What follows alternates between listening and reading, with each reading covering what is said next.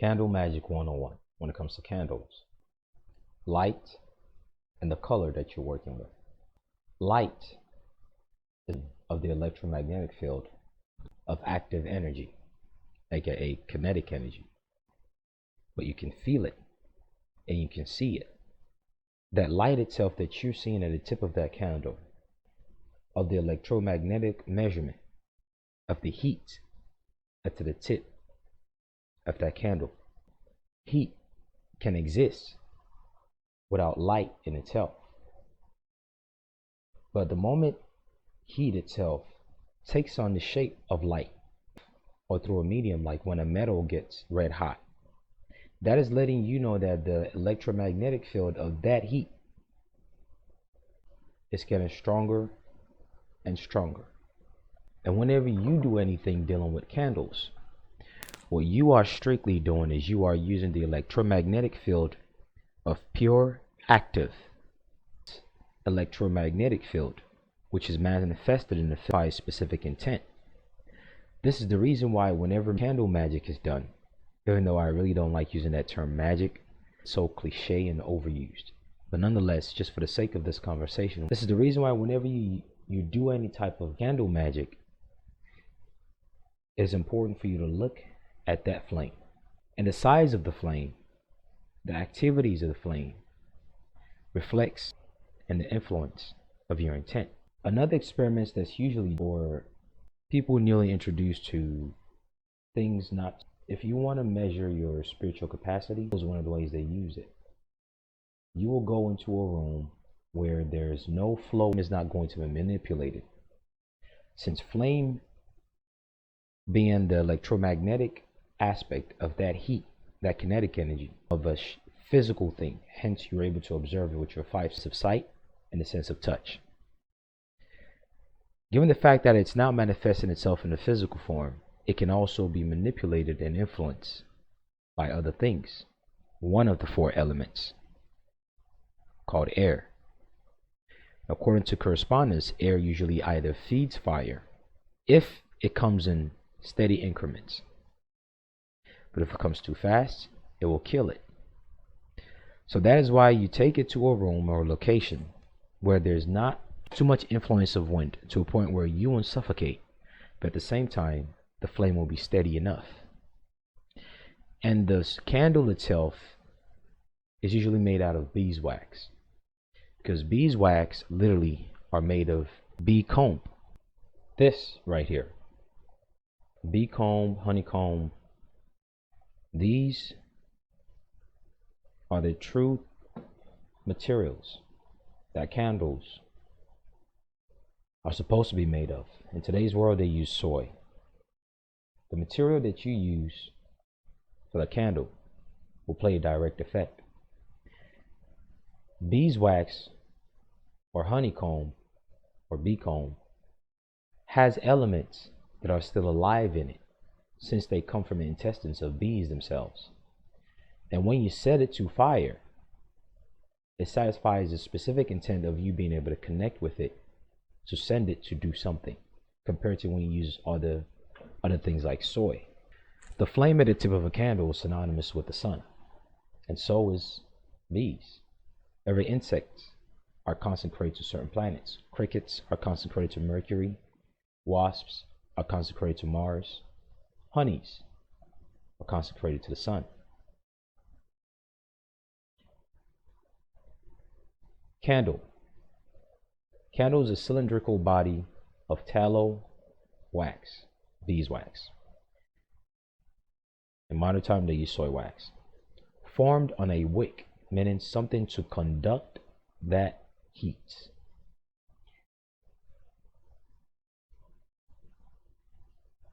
The wick is a masculine aspect that burns. The wax is a feminine aspect that causes it to slowly perpetuate. If you were to just take a wick and light it on fire, it will burn out real fast and die out. But mix a wick, the masculine energy, mix it with a wax, which burns much slower. You now have the balance of masculine, feminine, yin, and yang, all in this one tool called candle. A candle is a cylindrical body of tallow, wax, formed on a wick and used as a source of artificial light. In truth, flame is not artificial. LED light is artificial. We're not looking at this from a mundane state of mind now. We're looking at things for what they truly are. Old English, candle, meaning lamp, lantern. An early ecclesiastical meaning spiritual jurisdiction, borrowing from Latin candela, a light, torch, candle made of tallow or wax. From candere, to shine, aka the sun. That is why candles, the tip of it, that light, is usually synonymous with the rays of the sun. That's why candle magic is used during the darkest hours of people to overcome things. That is why when you look at the old churches, they use candle. They light candle.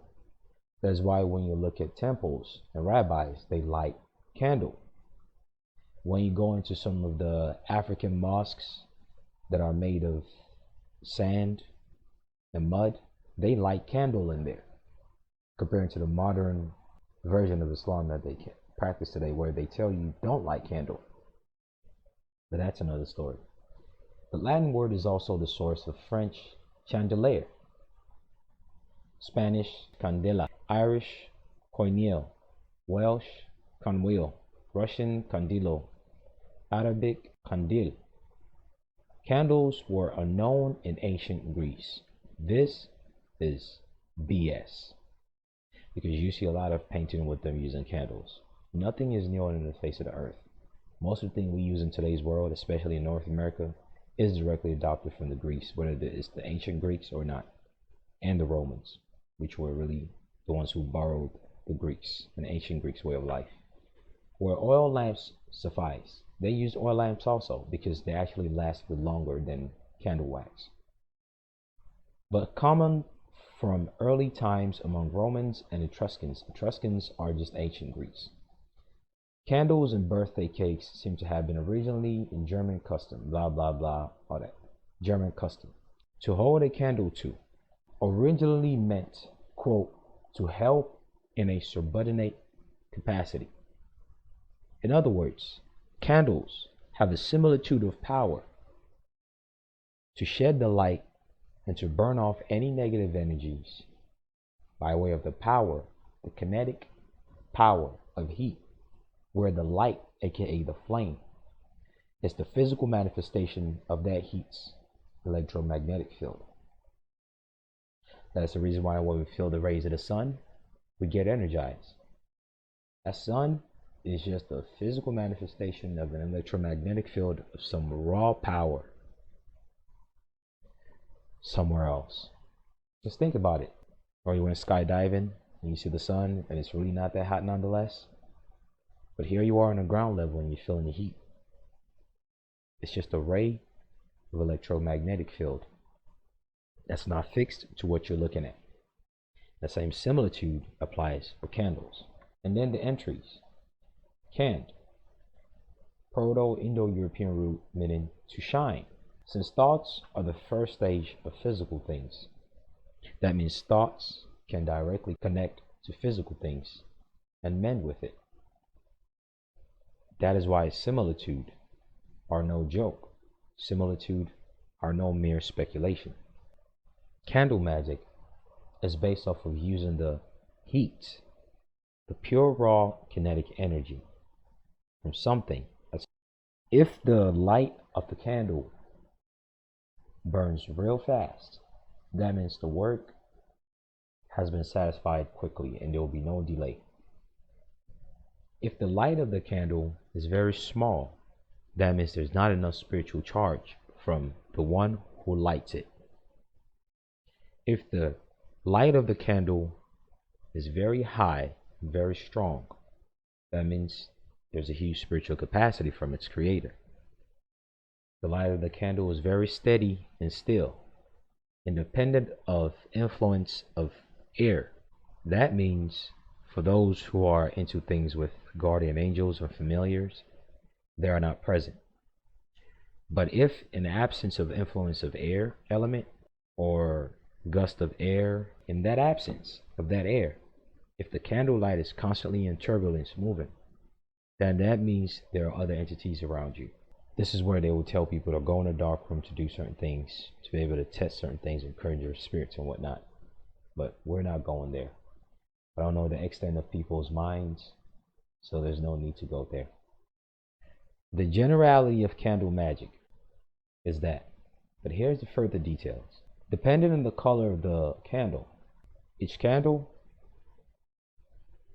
corresponds with a specific type of intent based on the specific work you're trying to do. If you intend to do anything relating to Mars, you will use red candle. If you intend to do anything relating to Neptune, you use purple candle. Anything dealing with Uranus influence, aquamarine. Anything dealing with Venus, green. Anything dealing with Moon, white. Anything dealing with Saturn, even though it shows gray here, it's either black or gray. And Pluto is always black. Mercury, brown. And the Sun, yellow. Jupiter is either navy blue or orange. In the previous video with the planet systems, we went over the color similitude. Whether they're dealing with dogma or not, something inside of them naturally connects to something higher, and that affects the air itself and the electromagnetic field. But nonetheless, white is for purity, different types of bodies. That stuff is no joke. And since light carries information, you can transport your thoughts through that light while it's in the visible spectrum, from the visible spectrum to the invisible spectrum called X-ray and gamma. Here's another article that explains that. It explains that light carries information. And whenever you use your electromagnetic field to connect your thoughts to the electromagnetic field called that flame within that candle magic based on the similitude of the intent of the type of magic, of the type of candle, the day and the hour that you're using it, as it burns into the ethers to transfer the intent in the magnetic field, that light itself, as it change forms, carries your information. More to light than meets the eyes. Let's zoom this in. Light carries information in ways you may not realize. Cell phones use light to send and receive calls and message. Wireless routers use light to send pictures of cats, meaning whatever people are into, from the internet to your computer. Car radios use light to receive music from nearby radio stations.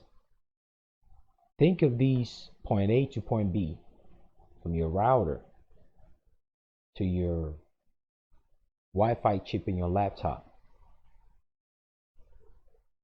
The picture from your phone through the internet to someone else's computer. The complete 51-minute video is on the Patreon page. Shout out to my patrons, and to everyone else, take care. Best of luck.